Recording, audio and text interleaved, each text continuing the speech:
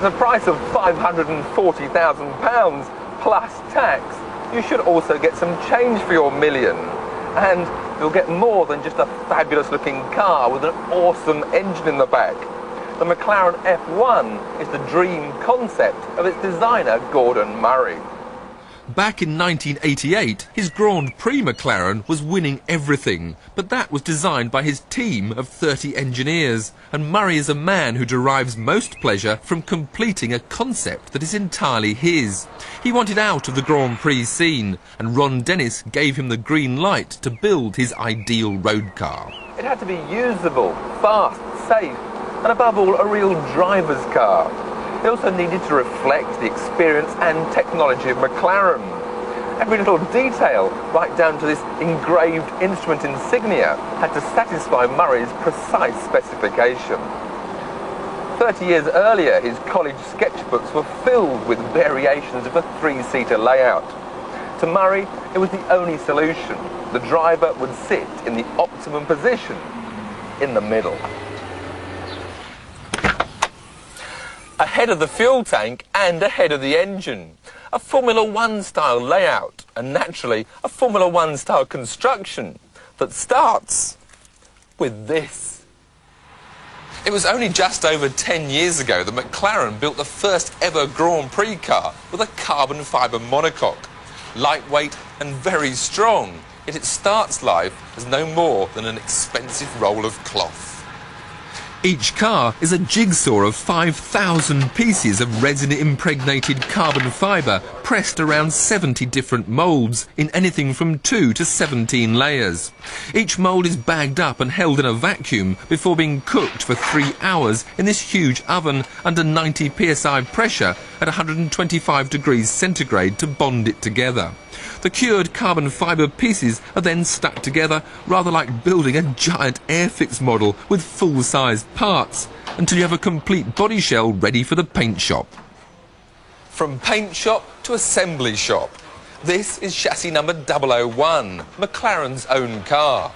002 and 003 have already been delivered to their lucky owners. This is 005 and ahead of it 004. With an output of just 3 cars a month, this is as long as the assembly line gets. It takes 6,000 man-hours to complete a car which expresses engineering excellence, brilliant packaging, quality finish and a fanatical attention to detail. Gold is the best heat reflector, so the engine bay is lined with gold. Murray turned to BMW for his engine. The 6.1-litre non-turbo V12 produces 627 horsepower. Murray only asked for 550, so he wasn't too unhappy when the engine came out 16 kilos heavier than the 250 he'd specified. Stress goes up. Weight is one of Gordon Murray's obsessions. Saving it meant more expensive materials. Magnesium wheels, aluminium alloy brake calipers, and an Inconel and titanium exhaust system, which is 67 kilos lighter than normal steel. Even the spanners in the special toolkit are made of titanium.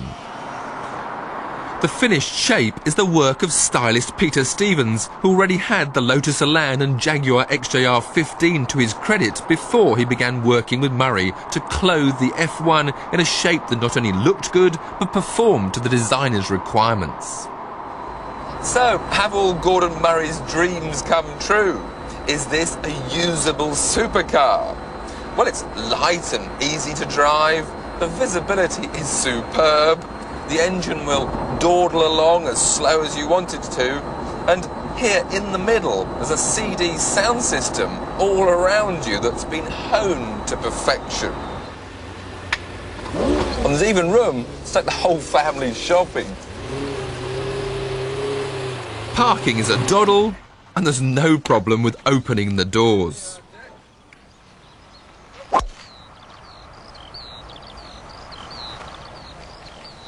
I can go for an 18-hole lap with the Goodwood Park Golf Club.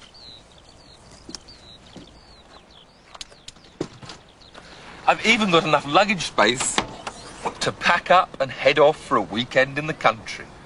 In fact, the 2 pannier lockers give the McLaren the same storage volume as a Fiesta boot.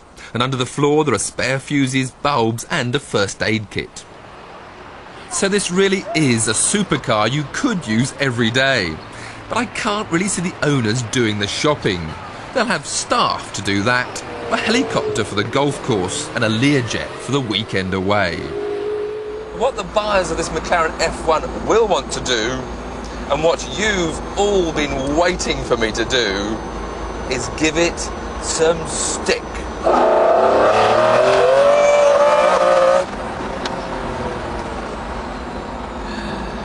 I think we better find a private circuit. Of course, you'll have to hire a track like Goodwood, but that's only pocket money. It's here that Murray's real talent comes to the surface. He wanted instant steering response, and that means a low polar moment of inertia. So minimum overhangs front and rear, and the main masses, engine, fuel and occupants, as close to the centre of gravity as possible.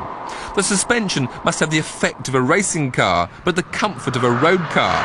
And the McLaren solution is something they call ground plane shear centre subframes at the front and inclined shear axes at the rear.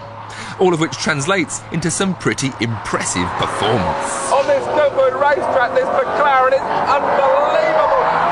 But perhaps the most impressive part is the engine. It just goes on accelerating and accelerating. And it's not just the 627 horsepower of the V12, but it's the massive torque of the motor.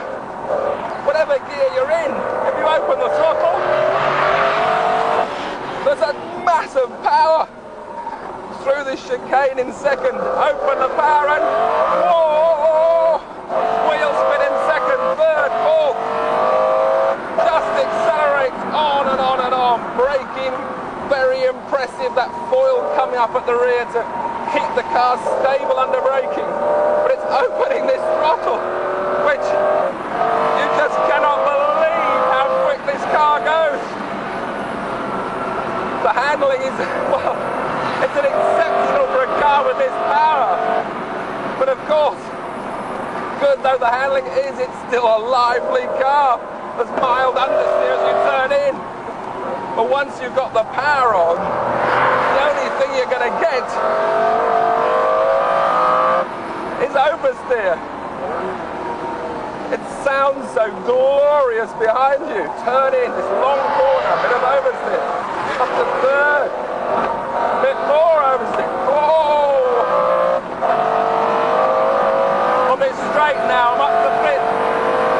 Up to sixth gear, and it's still accelerating harder and harder. I just read 160 there before I stamp on the brakes. Into Woodcote, third gear. Oh, and you just want to open the power. Down to second. Turn left back.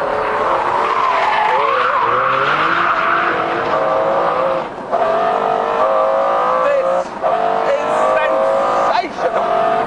The F1 has been a long time coming, but it's been worth the wait. 0 to 60 in 3.2 seconds and an unofficial 231 miles an hour should set the standard for years to come.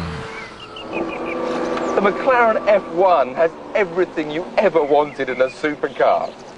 Except perhaps, if you want to check a traffic report before you head home, then you're stuck. The F1 doesn't have a radio. Gordon Murray doesn't listen to the radio.